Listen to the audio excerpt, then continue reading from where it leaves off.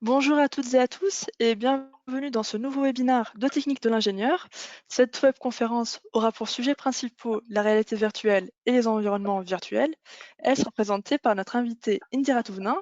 Alors, Indira Touvnin est enseignante-chercheuse à l'Université de technologie de Compiègne et elle est spécialiste des environnements virtuels. Je vous indique que vous pouvez poser vos questions dans l'espace chat qui se trouve à votre droite et Indira Touvnin y répondra à la fin de sa présentation. Je vous laisse à présent en compagnie d'Indira Touvnin. Bon webinaire. Merci. Merci beaucoup, Antissa, pour cette présentation. Bonjour à tous. Nous sommes en période de grande frustration car nous ne pouvons nous retrouver, mais j'aimerais quand même partager avec vous quelques possibilités offertes par la réalité virtuelle et la réalité augmentée pour mieux se retrouver à distance. Récemment, pardon, je ne vais pas avancer, désolée. Oula, excusez-moi, j'ai un petit souci technique. Voilà. Alors, voilà, même mon ordinateur fatigue un peu. Voilà, donc nos visioconférences nous permettent d'échanger, de travailler sur des systèmes complexes, de visualiser, de partager des données, mais la vie réelle peut se rappeler à nous et nous avons à vivre en même temps notre vie quotidienne avec nos contraintes et nos, on va dire, nos perceptions du quotidien. Et en même temps, nous sommes plongés dans des environnements qui peuvent être des environnements de plus en plus immersifs. Alors, Excusez-moi, Madame Touvenin, pardon, excusez-moi, je vous interromps. Il faudra juste mettre votre présentation en mode de plein écran parce que là, on voit oui, Voilà, très bien, merci. d'accord. Merci, Et, Anissa. euh, et juste masquer la barre GoToWebinar, s'il vous plaît. Voilà, très bien, D'accord, parfait, merci. ok. Donc en fait, on a une belle, comment dire, une belle échelle possible dans ce que l'on appelle immersion, puisque lire un livre, être plongé dans un roman, dans une histoire, c'est déjà être immergé. Sans avoir besoin de technologie, on peut être plongé dans un monde imaginaire ou réaliste en étant simplement sollicité du point de vue sensoriel par des musiques, par des images, par des textes. On peut aller plus loin avec le film, le cinéma qui nous permet de nous projeter dans un environnement et avec des systèmes qui permettraient d'interagir avec l'environnement virtuel, on serait vraiment là dans une immersion très forte. Donc, ce que l'on voit sur l'image de droite en haut, c'est le héros qui est plongé complètement dans un système où on va lui envoyer directement par le cerveau des sensations et il va se retrouver dans un environnement virtuel avec un personnage qui le représente lui-même. Alors désolé, ça continue. Je sais pas ce qui se passe. Oh, un problème aujourd'hui. Je suis désolée.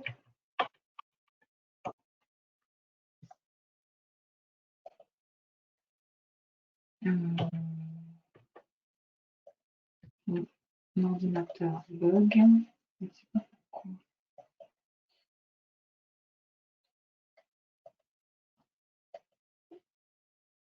Alors, une autre définition de la réalité virtuelle, c'est ce que l'on appelle l'incarnation ou l'embodiment.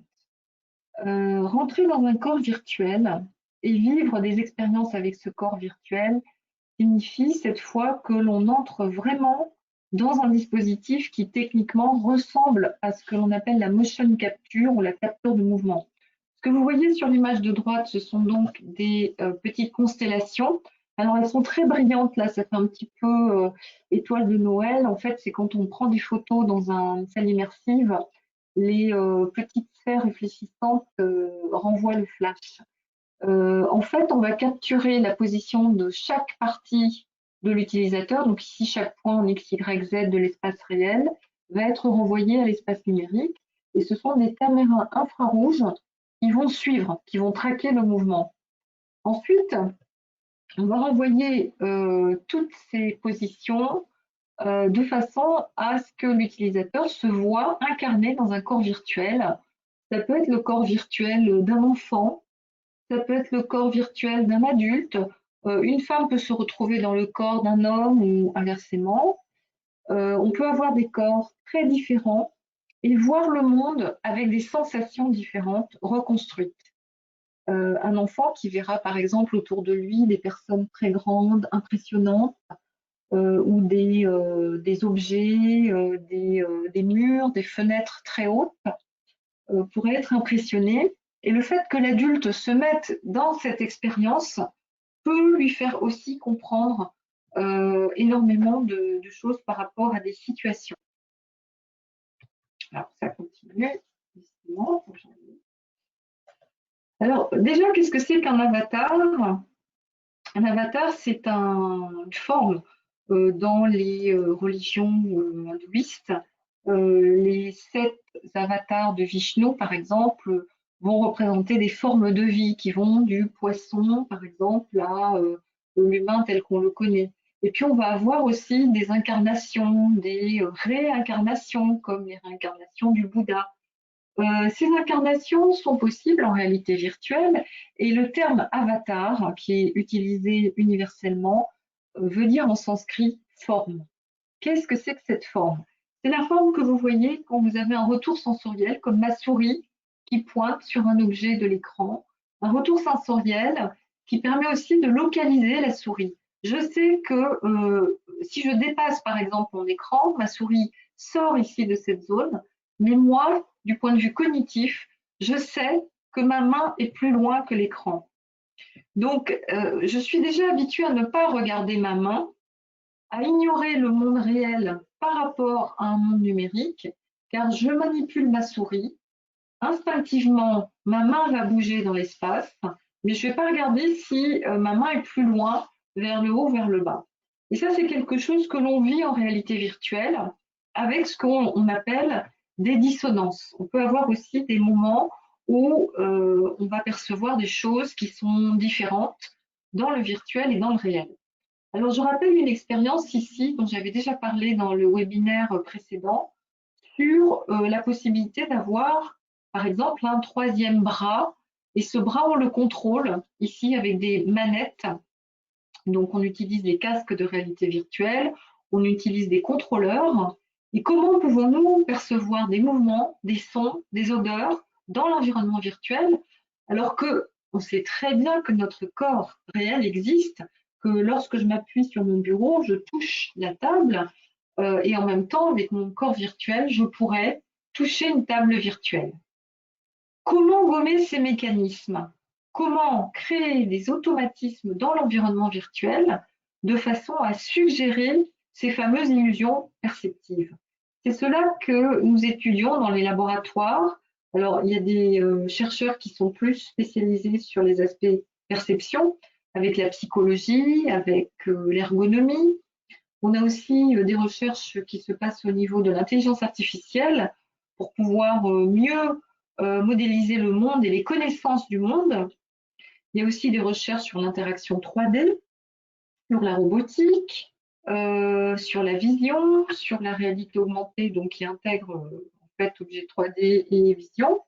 Et on va aller de plus en plus loin pour rentrer dans un corps virtuel, par exemple pour générer une empathie au travail. Donc là, on a une expérience d'embodiment, un manager qui devient une femme et qui vit la vie d'un autre pour ressentir son expérience.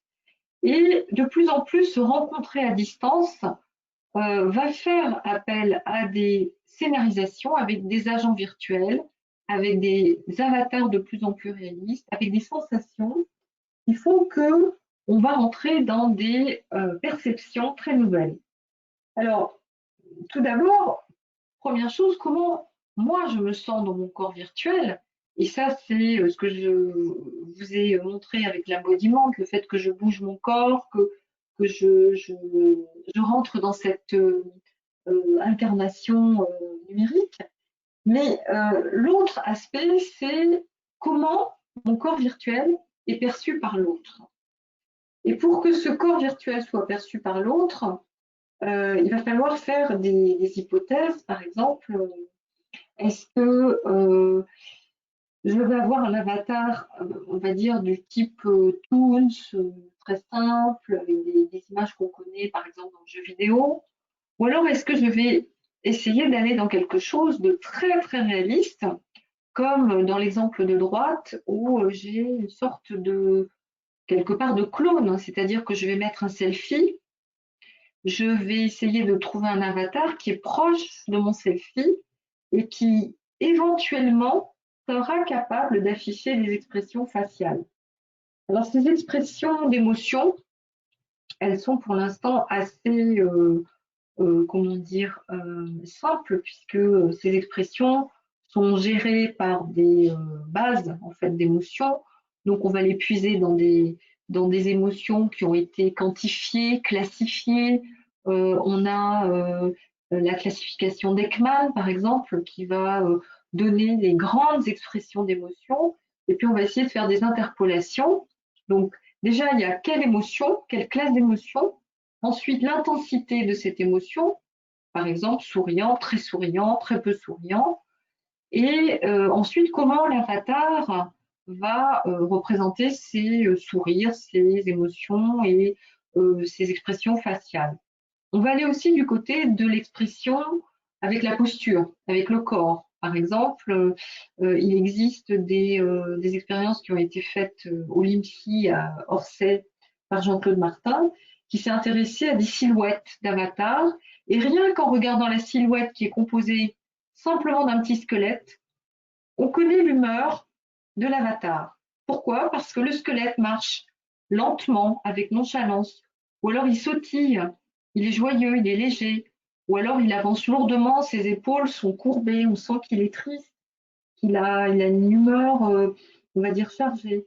Rien qu'avec la posture, avec un simple petit squelette, il est possible aussi de faire passer toutes sortes d'informations sur l'état, sur l'humeur, sur l'émotion de l'utilisateur.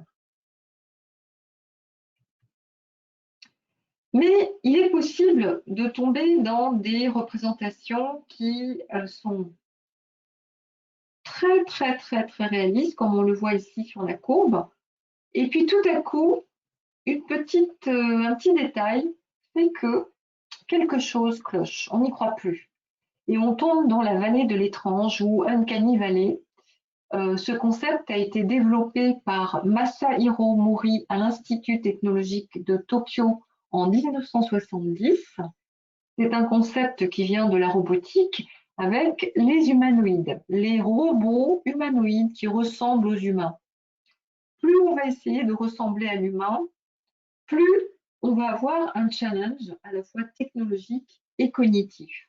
Parce qu'il suffira d'une toute petite chose, un sourire qui reste un peu figé, quelques microsecondes de plus, ou bien le battement des sourcils, le battement des cils, pardon, les paupières qui se ferment un peu trop vite, un petit détail, une peau qui ne semble pas vraiment humaine. Et là, tout de suite, la crédibilité s'effondre. Donc on passe de quelque chose de très vraisemblable à quelque chose auquel on ne croit pas, qui nous semble un petit peu artificiel, un petit peu faux. Et donc on a exactement la même chose en réalité virtuelle avec les personnages virtuels qui sont très réalistes, qui demandent énormément de calcul d'images et donc qui sont coûteux pour le temps réel, puisque nos cartes graphiques vont être exploitées à fond pour faire respecter un FPS, un frame per rate suffisant pour l'affichage. Et donc, on va consommer beaucoup de ressources pour finalement peut-être tomber dans quelque chose qui n'est pas réaliste, jusqu'à ce qu'on reprenne vraiment une représentation qui permet d'aller vers quelque chose de réaliste. Alors, bien sûr, il ne s'agit pas seulement d'avoir une représentation graphique ou bien de comportement, mais tout va être important. La dynamique d'interaction, par exemple, entre l'utilisateur et l'avatar va être très importante. Un exemple, c'est lorsque vous regardez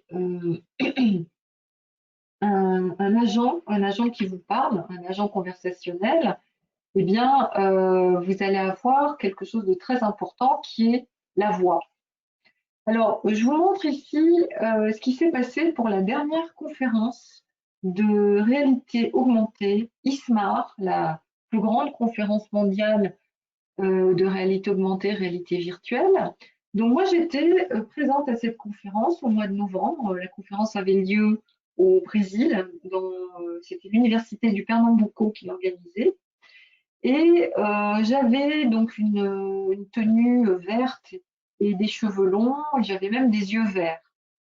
Alors vous ne me voyez pas aujourd'hui parce que malheureusement j'ai un souci technique avec ma webcam, mais je n'ai pas du tout les yeux verts, je n'ai pas les cheveux très longs et cet avatar n'est absolument pas réaliste. Par contre, je pouvais croiser mes collègues et ils me reconnaissaient par mon nom et moi je savais qui était dans le monde. Donc ici, on voit apparaître le nombre d'utilisateurs du métavers, hein, les univers et métavers, monde virtuel. Sur ce campus-là, je savais qu'il y avait 18 personnes et je pouvais aller parler particulièrement à des gens qui étaient présents sur le campus ou dans le monde. Je pouvais allumer ou éteindre mon micro, comme je le fais en ce moment en vidéoconférence. Je pouvais écouter le public et je pouvais aussi discuter avec une doctorante, donc Hélène, qui était présente et donc je voulais écouter la présentation parce qu'elle soutenait sa thèse une semaine plus tard. J'étais rapporteur de sa thèse. Donc je pouvais parler avec elle et avec la voix. En fait, ça marchait très bien ce monde virtuel. Alors, ensuite, pour pouvoir rencontrer quelqu'un, c'était facile parce qu'on reconnaissait la personne avec son nom et éventuellement le son de sa voix si on était dans un espace public. Et cette plateforme Virbela a été utilisée pour le salon de réalité virtuelle, Laval Virtual 2020, avec donc des avatars que l'on reconnaissait plus ou moins, la voix qui permet d'aller beaucoup plus loin dans l'acceptation euh, de, de ce monde virtuel, et des rencontres très fluides. Alors, il y avait aussi des espaces dédiés, c'est-à-dire que dans ces environnements virtuels, on pouvait aller soit dans des amphis, et là, dans les amphis, on écoutait les présentations, ou alors on pouvait aller écouter des posters dans des zones privées. Une fois qu'on était dans la zone privée, on ne parlait qu'à la personne qui était en face de nous ou éventuellement aux deux, trois personnes qui rentraient dans la zone privée du poster. Et quand on ressortait dans le couloir, on entendait tout le monde. Alors après, sur les amphis, il y avait aussi une gestion de la parole qui pouvait se faire par le présentateur.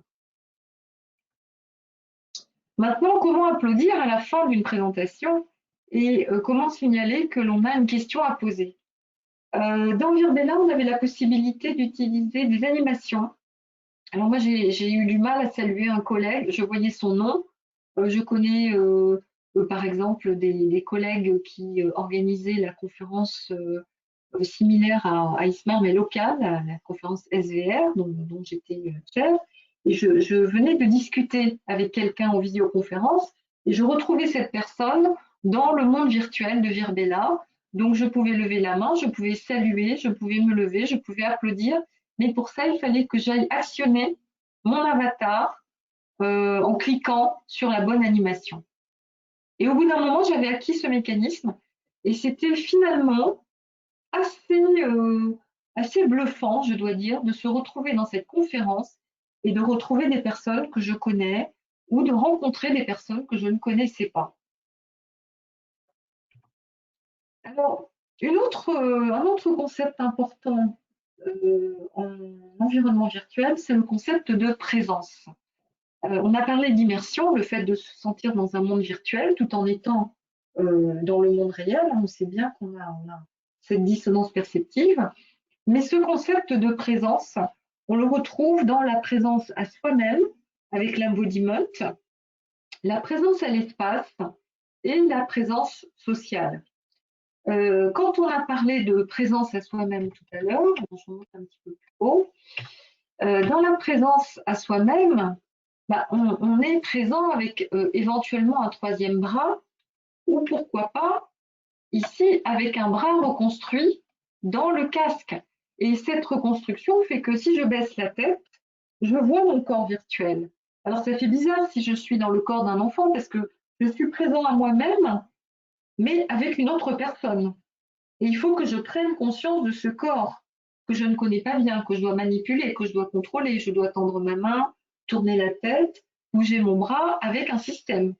Donc il y a un moment qui s'appelle l'appariement, pendant lequel je dois apprendre à contrôler mon corps virtuel, à accepter ma nouvelle main d'enfant, à accepter mon nouveau corps et peut-être avoir le regard des autres par rapport à mon corps virtuel. Donc Mel Slater, qui est le chercheur qui s'intéresse avec Baylenson, donc Mel Slater à l'université de Barcelone et Baylenson à l'université de Stanford, travaille sur ces concepts avec le fait qu'on ait vu ou qu'on se voit soi-même avec un corps virtuel différent. Maintenant, revenons à la notion d'espace. Dans un environnement virtuel, ici représenté avec une salle immersive, je peux marcher, je peux me déplacer avec mon propre corps. Et si j'ai un environnement virtuel, alors là vous voyez la salle immersive Translife du laboratoire CNRS Diasic à l'Université de technologie Compiègne, nous avons cette possibilité d'ouvrir la salle immersive, donc qui est en forme de cube, on appelle ça le cave, et on peut ouvrir une face pour avoir un espace plus grand. Donc, je marche dans le monde virtuel, et c'est vraiment une sensation très étrange parce que je peux être ici dans un espace qui est assez grand, et au fur et à mesure que je marche, j'avance dans le monde. Bien sûr, c'est le monde virtuel qui est recalculé à chaque instant. Je tourne la tête, eh bien, je peux ouvrir une porte et visualiser derrière la porte simplement en tournant la tête ou en ouvrant la porte avec ma main. Je peux aussi ressentir quelque chose de très étrange. Ici, on a fait une expérience où donc il s'agit du projet Kiva, fait avec l'industriel Montupé et l'entreprise Reviatech qui fait de la formation par la réalité virtuelle. Montupé développe fabrique des moules on va dire de façon à fabriquer des culasses en aluminium. Et il a été racheté par le Canadien Linamar. Et l'idée, c'est que pour former quelqu'un à un geste technique, il faut le faire sur des moules, mais dans des conditions dangereuses, parce qu'on a de l'aluminium fondu, donc il faut immobiliser un moule, etc., etc. Question classique dans tout ce qui est formation par la réalité virtuelle et tout ce qui est industrie avec produits manufacturés. Mais il y a une chose qu'on n'avait pas du tout imaginée, c'est que les personnes qui rentraient dans l'atelier virtuel, dans l'usine virtuelle, n'allaient pas directement nettoyer le moule virtuel. Tout le monde faisait le tour.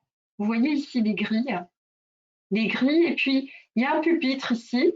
Et en fait, on peut très bien rentrer dans le cave, dans la salle immersive directement.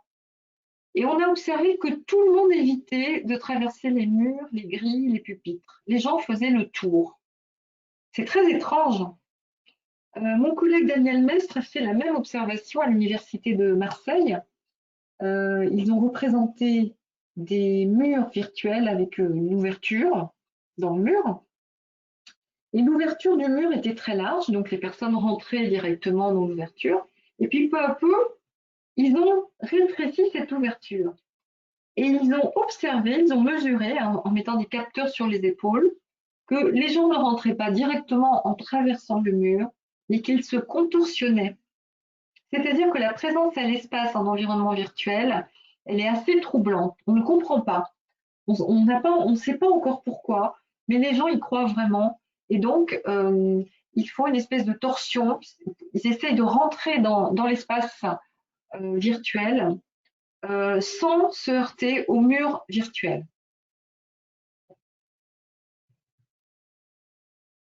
Il y a eu une autre expérience qui a été faite dans une usine avec un casque de réalité virtuelle pour former quelqu'un. Et la personne s'est appuyée sur une table. Elle est tombée et donc elle s'est fait mal. Et voilà, elle a eu, on pourrait appeler ça un accident du travail. Donc ce sont des notions extrêmement impactantes. Cette présence à l'espace, cette présence à l'environnement virtuel, on la mesure, on essaye de la caractériser, mais on est loin de tout savoir sur ce qui se passe finalement dans la perception que l'on a de l'environnement virtuel. Vous voyez ici une image de la salle immersive Immersia à l'IRISA de Rennes. C'est l'une des plus grandes salles immersives en Europe et peut-être dans le monde, avec la possibilité de vraiment avoir pratiquement 10 à 12 mètres de long pour marcher. Et on peut vraiment traverser un espace immersif très impressionnant. Alors, cette présence à l'espace, elle exige aussi de mesurer comment est-ce que nous nous localisons. Comment est-ce qu'on pourrait mettre, par exemple, deux personnes à distance qui viennent retrouver une personne qui est dans une salle immersive, on pourrait imaginer hein, des avatars ou des personnages virtuels qui représentent d'autres utilisateurs, qui se retrouvent dans une salle immersive. Les uns ont le casque à distance, et puis celui qui est dans le cave, ben, il marche avec juste ses lunettes de stéréoscopie. Donc, on arrive à quelque chose qui est la présence sociale dans un environnement virtuel. Alors, cette présence sociale, elle implique que on comprenne aussi ce qui se passe dans la relation et dans l'interaction à travers l'environnement virtuel, avec des représentations, encore une fois, qui peuvent aller vers la vallée de l'étrange, mais qui doivent permettre quand même de façon intuitive de collaborer, de partager des informations, de discuter et de se retrouver finalement dans un espace collectif. Et si on allait plus loin, si on pouvait toucher un autre avatar et lui serrer la main, c'est ce que permettent les systèmes haptiques. Ici, vous voyez une interface haptique à retour d'effort de SanMag Robotics. Il existe de nombreuses possibilités pour le retour d'effort, comme par exemple des bras fantômes, des bras industriels comme le bras Action, mais on s'intéresse aujourd'hui à des combinaisons haptiques comme la Tesla Suite. La Tesla Suite, c'est une combinaison haptique munie de petits systèmes de vibration. Il existe aussi des gants haptiques qui permettent de rendre compte d'une collision entre la main de l'utilisateur et des objets virtuels. Donc en gros, la main elle est repérée par un point X, Y, Z dans l'espace réel avec des capteurs, un petit peu comme on l'a vu en motion capture. Et puis ensuite, on va faire un calcul de collision. Chaque objet virtuel est entouré de ce que l'on appelle une boîte englobante. Dès qu'on touche cette boîte englobante, on a ce qu'on appelle un test. Le test de collision renvoie au moteur 3D, au moteur de réalité virtuelle, le fait qu'il y a eu une collision. Et ensuite, on va générer un effet. Ça peut être un son, on a touché un mur. Ça peut être un retour d'effort si on possède un système haptique. Donc, je ne peux pas traverser le mur avec ce système haptique parce que je suis bloqué. Les systèmes robotiques m'empêchent d'avancer. Et j'ai la sensation de dureté. Je vous ai parlé de visualiser à distance avec donc la maquette virtuelle, mais on peut aussi travailler à plusieurs sur des objets virtuels et représenter non pas un avatar, mais une petite partie de l'avatar avec ses mains, de façon à avoir la compréhension de ce que fait l'autre, le point de vue de l'autre. On peut faire des représentations minimalistes avec juste des caméras virtuelles qui permettent de comprendre que finalement l'autre utilisateur ne s'intéresse pas, il n'écoute pas, il est en train de regarder autre chose, ou alors il me parle d'un objet que moi je ne vois pas. Imaginons que les deux utilisateurs soient de part et d'autre de cette très grosse structure complexe. Bien, on pourrait imaginer que l'un visualise un petit détail ici, alors que l'autre est dans cette zone-là. Et finalement, collaborer autour d'une maquette ne veut pas dire comprendre ce que fait l'autre, comprendre ce qu'il a vu et perçu.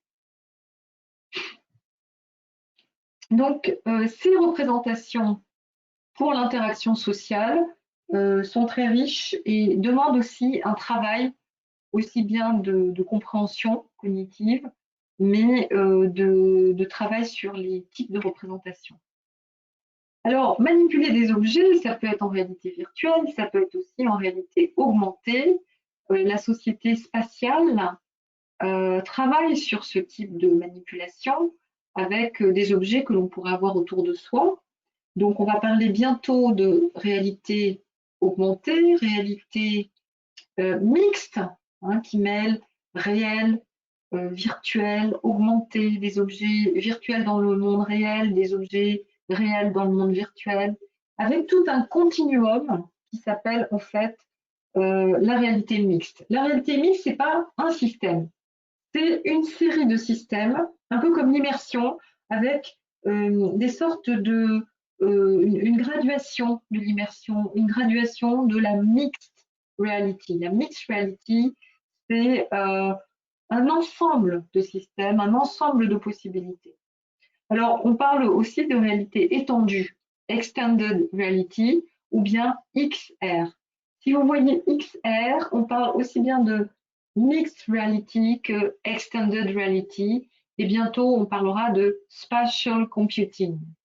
Le spatial computing, c'est cette idée-là que autour de nous, l'espace est rempli de possibilités de visualisation, d'interaction. Donc c'est l'espace finalement qui nous sert d'environnement augmenté.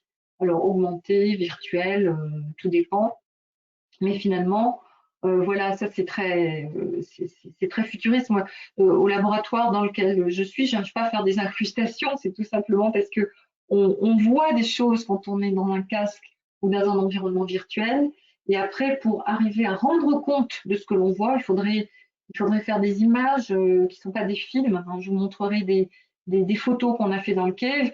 Mais pour se rendre compte de ce que l'on voit dans l'environnement virtuel, c'est tout à fait cette représentation avec donc ici les Magic Leap, hein, les futures lunettes de réalité augmentée. Alors, du point de vue marketing, on va parler encore une fois de réalité mixte, mais scientifiquement, c'est bien de la réalité augmentée. Et l'utilisatrice ici peut visualiser et interagir avec ce système et éventuellement, elle pourrait aussi en parler avec d'autres personnes qui seraient représentées dans le même environnement. Au lieu d'avoir d'autres utilisateurs représentés par des avatars, on pourrait avoir aussi des personnages virtuels comme des PNJ dans le jeu vidéo. Donc, on a des PNJ qui sont là pour compléter le jeu vidéo, qui ont un rôle. Le PNJ, il a un but, il est aveugle et sourd, il a un comportement généré par du raisonnement avec du calcul décisionnel. On a aussi des personnages virtuels autonomes avec des modules d'autonomie dans les environnements virtuels immersifs. Ils ont des comportements complètement, on va dire, différents de ce que pourrait faire l'avatar de l'utilisateur. Alors, le problème, c'est que si vous avez des PVA, des personnages virtuels en environnement virtuel immersif, s'ils voient un mur, ils ne le contournent pas. Tout dépend de leur module de perception, mais en général, ce sont des agents qui ont un but, qui avancent, qui ont des rôles à jouer. Et il va falloir les doter de comportements décisionnels cognitifs. Mais s'ils attrapent, on va dire, un outil, en fait, ils attrapent des polygones dans l'environnement virtuel. Donc, dans l'environnement, on a des polygones, on a des objets 3D, on n'a pas forcément de sémantique. Et le PVA, lui, il est représenté en environnement virtuel, mais il n'a pas conscience de la 3D. Voilà, c'est vraiment des logiques très différentes. Alors, on a aussi un autre type d'avatar. L'avatar piloté par un humain. L'humain va essayer de déplacer, par exemple, un objet. Alors, on a la notion d'embodiment cette fois, puisque l'humain s'incarne dans cet avatar. On peut avoir un moteur physique, c'est-à-dire que là, l'avatar détecte les collisions, il a un comportement physiquement réaliste, mais que peut ressentir l'humain incarné dans cet avatar qui est en collision avec l'objet virtuel? Puisque Même si l'humain a une espèce de gant qui vibre, qui ressent des choses, il n'a pas la finesse de perception qu'il aurait dans la réalité. Alors, pour comprendre ce que c'est que l'avatar piloté, on peut prendre l'image du film d'animation Ratatouille, où la petite souris va manipuler le cuisinier. En fait, le cuisinier, il a trop bu, on lui a bandé les yeux, il titube, il ne sait plus ce qu'il fait. C'est une espèce de robot, en fait, aveugle, sourd, à moitié. Il parle, hein, il dit n'importe quoi, mais il ne dit pas des choses qui sont utiles pour l'interaction. Et en fait, c'est la petite souris Ratatouille qui va saisir ses cheveux avec ses petites mains et qui va piloter ce cuisinier qui fait des gestes brusques, des gestes difficiles à contrôler finement. Et la souris, en tirant sur ses touffes de cheveux de droite et de gauche, va arriver à le faire avancer. Eh bien, c'est la sensation que l'on pourrait avoir avec un avatar que l'on pilote de façon un peu grossière, qui nous représente, qui a des actions, mais qu'il est possible de faire tomber dans l'environnement virtuel parce qu'il a ce moteur physique. Mais encore une fois, il peut attraper des objets, hein, il peut tomber, il peut se déplacer, mais il n'a pas la conscience, on va dire, cognitive, le raisonnement, etc. Le raisonnement, qui est-ce qu'il a? C'est l'agent conversationnel animé, AK. L'agent a des expressions faciales, des mouvements, il peut avoir une communication non verbale avec sa posture. On peut l'utiliser sur un écran, hein, sur un desktop, mais dans un casque de réalité virtuelle, comment est-ce que ça se passe? Comment est-ce que on peut aller plus loin dans cette visualisation et dans cette incarnation finalement de l'ACA? On va parler de ECA, Embodied Conversational Agent. Alors, l'ECA, c'est l'agent conversationnel incarné qui est doté de décisions, mais lui aussi, comme tout à l'heure avec l'avatar et le cuisinier qui a trop bu, qui a les yeux bandés, l'agent incarné ne voit rien, ne comprend rien, ne sait pas où il est, ne comprend pas le monde. Il faut le doter de modules de perception, de modules de décision, et puis lui donner des règles. Alors, serait-il possible de toucher un autre agent incarné? En informatique affective, les manifestations émotionnelles vont permettre d'induire une création de rapports d'entente et de rapprochement entre, par exemple, l'humain et l'agent. Dans une vie sociale, il a été prouvé que des peurs liées à tout ce qui est jugement personnel, finalement, sont atténuées. Par exemple, quelqu'un qui se confie à un agent va être beaucoup plus libre s'il a subi un stress, s'il a subi une grande émotion de peur ou d'angoisse. Il a été prouvé scientifiquement que face à un agent virtuel neutre, l'humain parlait librement et disait beaucoup plus de choses et de façon beaucoup plus, on va dire, détendue que s'il était en face d'une personne, même en face d'un psychologue, d'un infirmier, d'une personne à l'écoute, il y a toujours cette notion de jugement entre êtres humains. Est-ce que ce que je vais dire va être déplaisant ou difficile, ou est-ce que l'autre va éprouver de l'empathie? L'agent n'éprouve pas d'empathie, mais il est doté de possibilités d'expression faciale d'empathie. Il est capable d'avoir une attitude complètement neutre. Et dans certaines situations, c'est très intéressant. L'agent peut donc être un compagnon, un confident, et c'est une idée qui pourrait être utilisée dans certaines situations, par exemple paramédicales ou sociales.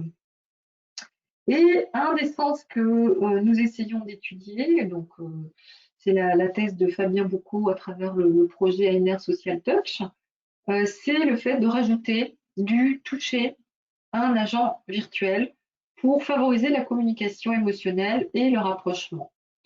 Donc ici, vous voyez un utilisateur équipé d'un système d'une part lui permettant d'être capturé dans l'environnement virtuel. Il va toucher l'épaule de l'avatar. L'avatar, donc c'est un agent incarné, c'est Camille, avec le framework Greta, qui est développé par Catherine Pellachot au laboratoire ISIR, laboratoire CNRS. Et nous avons développé un manchon qui va permettre de ressentir peut-être des tapotements, des caresses, des impulsions. Pour l'instant, ça reste très, très, très grossier. On sent des choses, mais je dirais que d'une façon minimaliste, on ne comprend pas bien ce que ça peut être. Il faut vraiment qu'il y ait un contexte, une situation et peut-être même une dynamique d'interaction afin d'aller plus loin dans le ressenti émotionnel. Alors, on a parlé tout à l'heure de crédibilité par rapport au réalisme.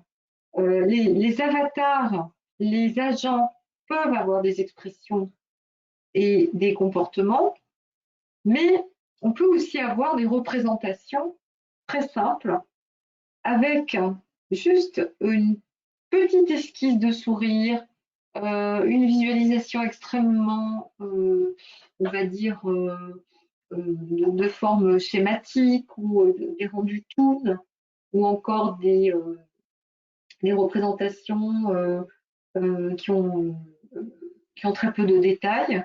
Mais finalement, un agent qui aurait une représentation simplifiée et un comportement adapté, une interaction adaptée, pourrait être plus touchant qu'un agent ayant une représentation très réaliste. Quand on est en réunion avec un environnement de réalité augmentée, on peut imaginer avoir des discussions avec ses collègues de travail présents autour de soi dans le bureau, avec, encore une fois, des corps à moitié représentés, des mouvements simplifiés, des expressions figées et une voix réelle, et dans un environnement augmenté. Beaucoup de concepts donc entre les AK, avatars, on arrive à l'humain virtuel. Utiliser la réalité virtuelle avec un casque, une salle immersive, un casque de réalité augmentée pose différentes questions.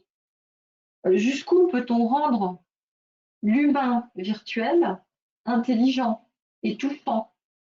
Que vont être les humains numériques? Est-ce que nous travaillerons avec des humains numériques qui seront les clones de nos collègues?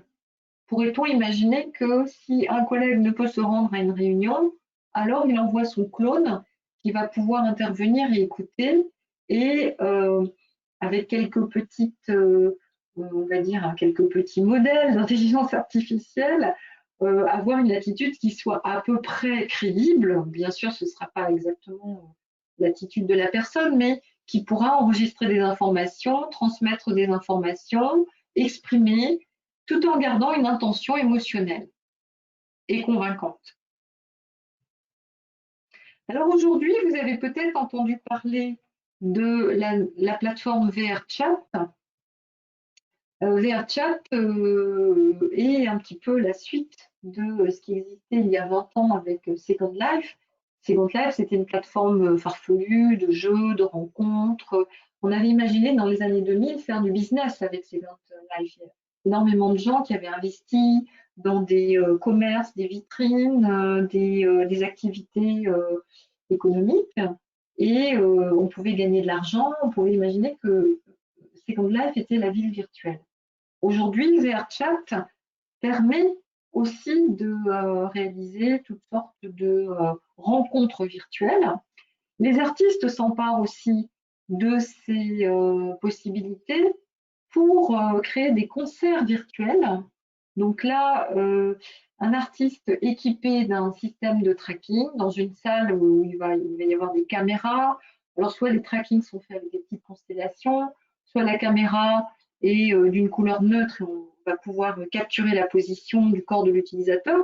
Encore une fois, de façon imparfaite, ce qui va compter, c'est sa vraie voix. Donc on va le voir chanter Et là, par rapport à ce que je vous disais de l'avatar, quand on regarde la vidéo, donc ici vous avez le lien, l'avatar est très honnêtement assez mal représenté.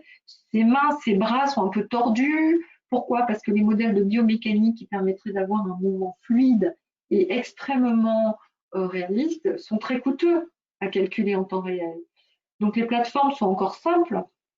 On a des avatars qui sont relativement, on va dire, fantaisistes. On voit des gens qui volent, qui montent sur des arcades, on voit des gens qui sautent, on voit des formes de gens différentes.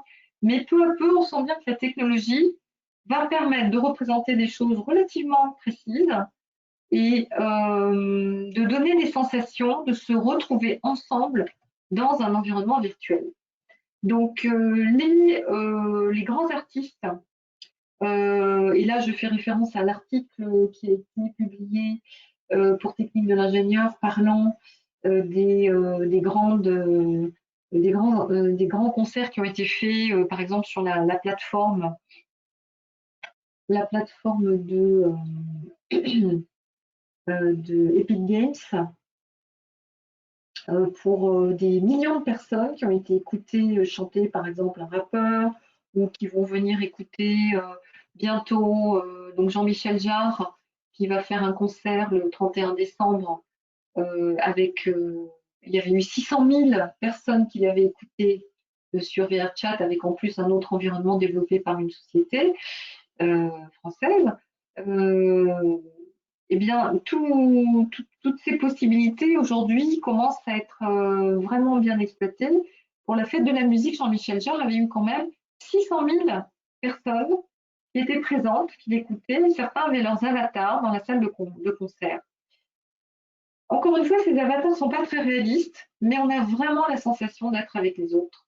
On discute avec son voisin, on échange avec des inconnus, on rencontre des amis, on se donne rendez-vous avec des groupes et c'est très convaincant, c'est très intéressant.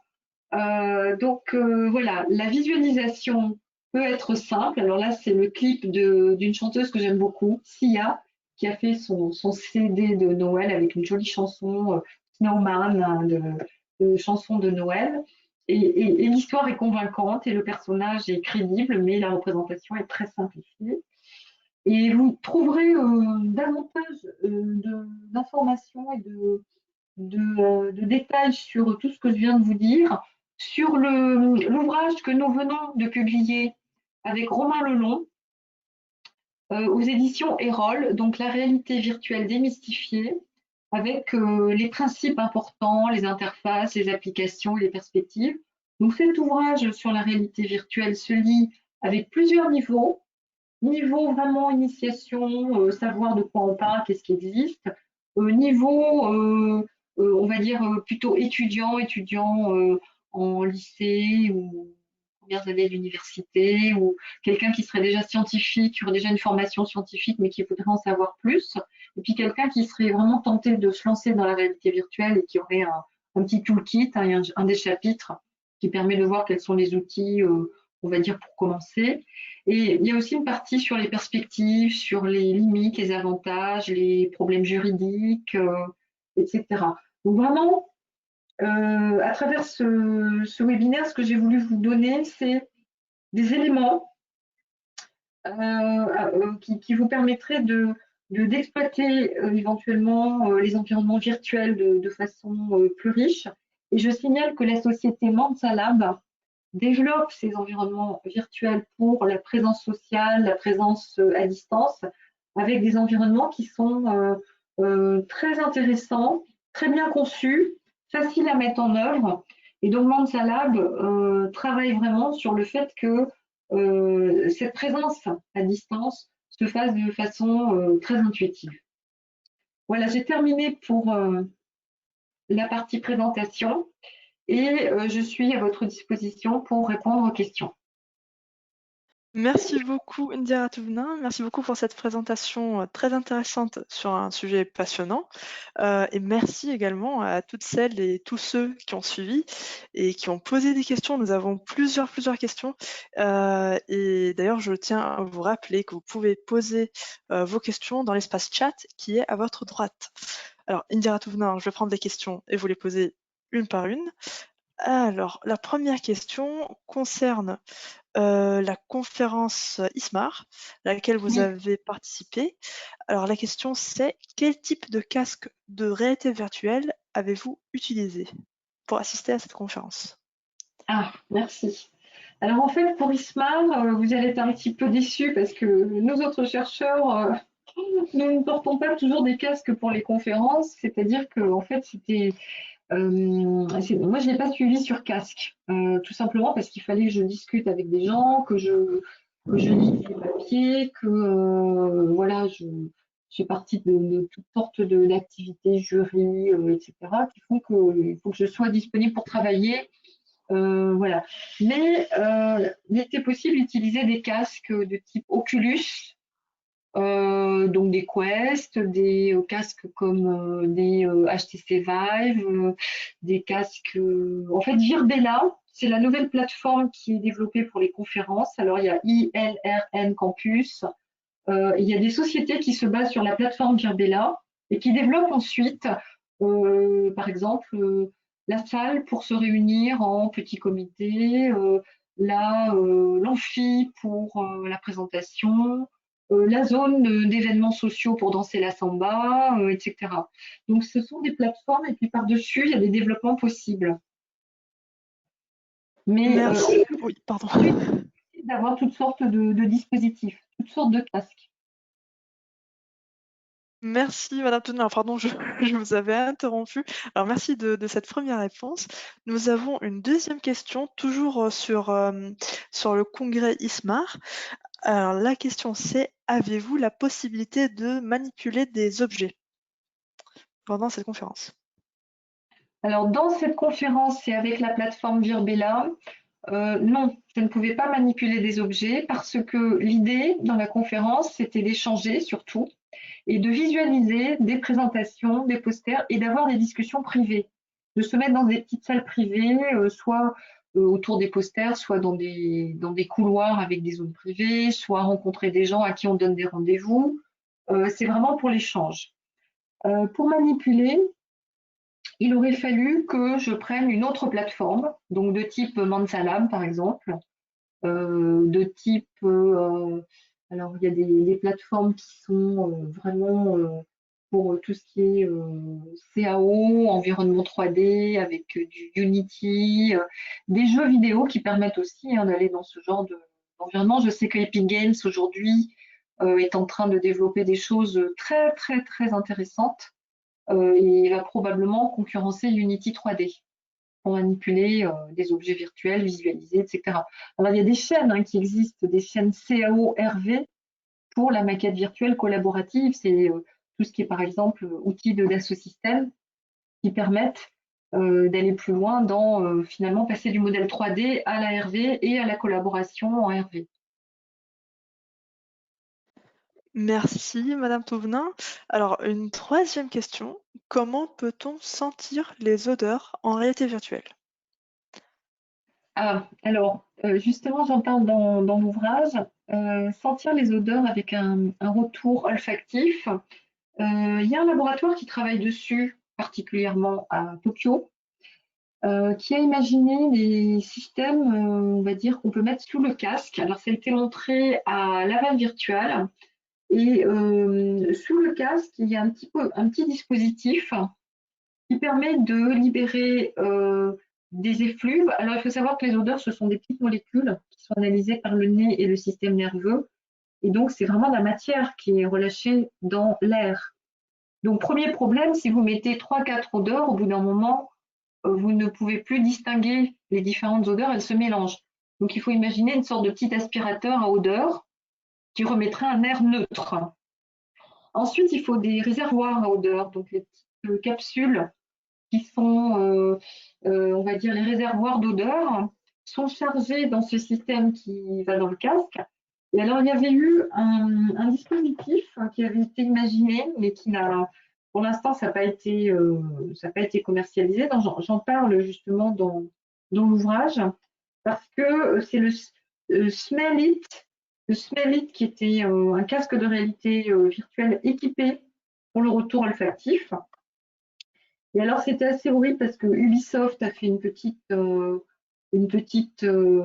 opération marketing donc pour montrer l'impact de ce retour olfactif. Et c'était, je crois, un jeu vidéo dans lequel l'utilisateur donc était dans le rôle d'un joueur qui pouvait émettre des pets horribles avec une très mauvaise odeur qui terrassaient ses ennemis. Donc ça a eu un grand succès du point de vue marketing et puis ça a été abandonné. Euh, je dirais que ce sont des recherches qui commencent à donner des systèmes, de même que le retour gustatif avec le système du chercheur Nimesha Ranasinghe à l'université de Singapour. Il a fait un prototype d'interface que l'on peut lécher et qui donne une sensation acide, amère, sucrée, salée. Merci Indira Toulmin pour cette réponse très complète. Alors je passe à la question suivante. Pensez-vous que des salons industriels ou autres se transformeront à l'avenir de manière pérenne en salons virtuels et dans quelle proportion?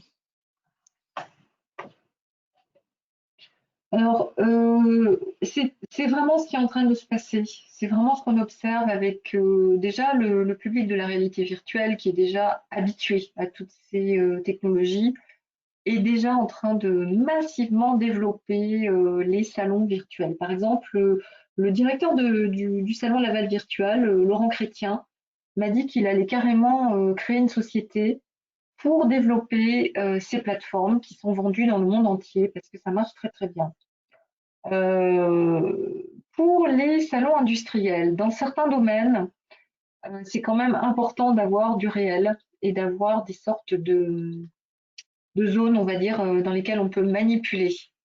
Alors, moi, ce que je me dis en tant que chercheuse, hein, mais je ne sais pas si ça va exister, c'est qu'il y aura peut-être des sortes comment dire, des mini-stands qui seront dans certains lieux réels, des mini-stands avec dans certaines villes, par exemple, on pourra voir l'objet réel, le système, le dispositif, et puis le casque de réalité virtuelle qui permettra d'aller dans le grand salon. Imaginons par exemple la foire de Hanovre en réalité virtuelle.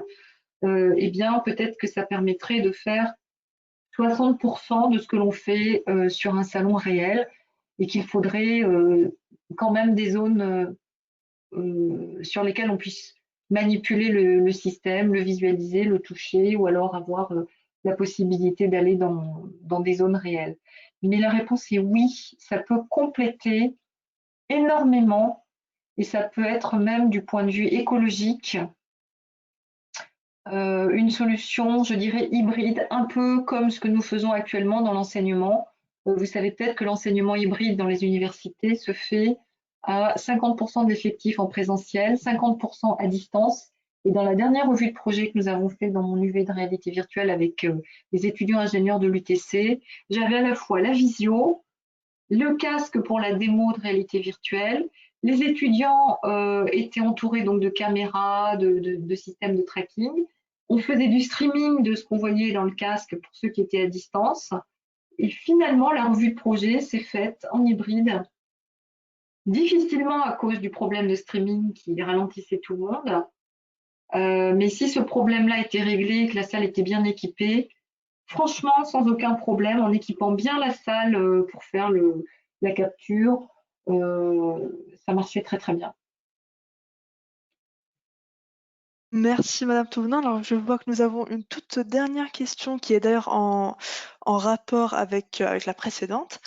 Alors je vous la lis. Pensez-vous que la crise sanitaire de Covid-19 a accéléré l'émergence de ces technologies d'une bonne manière ou est-ce qu'on peut craindre une accélération trop soudaine avec le risque de voir une opposition à des technologies qui ne sont pas encore abouties? Alors l'accélération, oui. Moi, j'ai le sentiment qu'avant, je parlais à des personnes qui ne comprenaient absolument rien à mon métier et qu'aujourd'hui, ça va beaucoup plus vite et ça se passe mieux. C'est-à-dire que on a tous été contraints. Alors, il y a ceux qui ont l'habitude des visioconférences, il y a ceux qui les détestent et qui ont été contraints de s'y mettre. On a tous été contraints d'apprendre très vite et de s'équiper. Par exemple, mes collègues professeurs de mathématiques ont des tablettes Wacom. Et je peux vous dire que quand vous êtes face à des étudiants avec un tableau et que vous avez l'habitude d'avoir un grand tableau et que tout à coup vous avez allez, une petite tablette qui fait même pas 15 cm sur 10 cm pour écrire vos équations mathématiques, c'est très difficile. Donc tout le monde s'est adapté, on a trouvé des solutions, on s'est équipé de toutes sortes de dispositifs. Donc oui, avec la réalité virtuelle, la visualisation à distance, le partage d'objets 3D, l'arrivée des salons virtuels, des conférences virtuelles, on est obligé aujourd'hui de prévoir pour 2021, on va travailler probablement en environnement virtuel et de mieux en mieux avec ces plateformes. Moi-même, dans ma classe virtuelle, dans mon amphi virtuel, on va dire, j'ai l'intention d'utiliser VRChat avec mes étudiants et de tester des choses. Maintenant, effectivement, il peut y avoir une opposition, il peut y avoir des problèmes parce que les systèmes ne sont pas encore prêts techniquement. Ça, c'est l'histoire qui nous le dira. Moi, ce que j'observe, c'est que quand on a un besoin, eh bien, l'économie suit, en fait. C'est-à-dire que à partir du moment où on a un besoin d'aller sur ces plateformes, il va y avoir de l'argent pour développer parce que pourquoi la technologie bloque alors que ça fait 20 ans qu'on connaît Second Life, ça fait 20 ans qu'on sait faire en fait les casques de réalité virtuelle, la réalité augmentée. Pourquoi est-ce qu'on n'a pas encore tous ces dispositifs de retour sensoriel, olfactif, pour le toucher, etc. C'est les moyens qui manquent pour la R&D. C'est les moyens, c'est le nombre de personnes, c'est le nombre de chercheurs qui vont pouvoir travailler intensivement sur ces questions.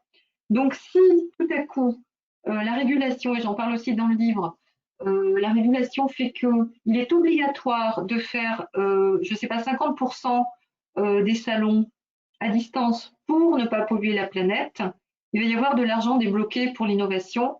Et moi, je suis très confiante, même si je suis souvent désolée de voir que les innovations, les startups sont rachetées par des géants du web et qui parfois ne trouvent pas leur marché quelque part. Hein. Moi, je suis chercheur, donc j'ai une vision un peu déformée. Et j'aimerais que l'innovation se fasse pour les petites sociétés, pour tous ces jeunes qui développent des idées formidables. Mais c'est vrai que le marché n'est pas toujours prêt. Mais le marché n'est pas prêt parce qu'il n'y a pas encore de vrais besoins et il n'y a pas encore de régulation. Le jour où juridiquement on est tous obligés de réduire nos déplacements pour des réunions, pour des démos, pour visualisations à distance, les technos vont enfin émerger parce que je peux vous dire qu'elles sont prêtes dans les laboratoires. Voilà, je pense que j'ai... Merci. Oui. Merci beaucoup, Indira Touvna, pour toutes ces réponses et merci encore pour cette belle présentation. Alors, nous allons à présent clôturer ce webinaire.